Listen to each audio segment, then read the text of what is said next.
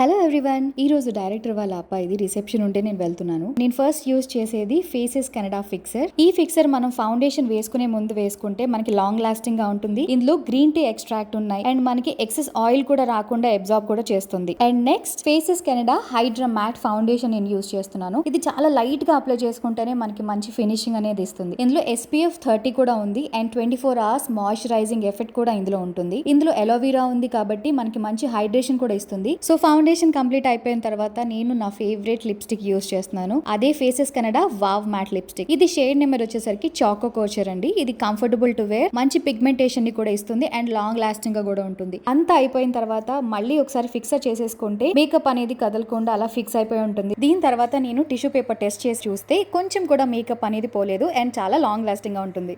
ఈజీగా, నీట్ గా, చాలా బ్యూటిఫుల్ గా ఉంది కదా లుక్. సో నేనైతే ప్రోడక్ట్ ట్యాగ్ లో మెన్షన్ చేస్తున్నాను. ఈ అఫోర్డబుల్ ప్రోడక్ట్స్ కావాలంటే యూ కెన్ ప్లీజ్ చెక్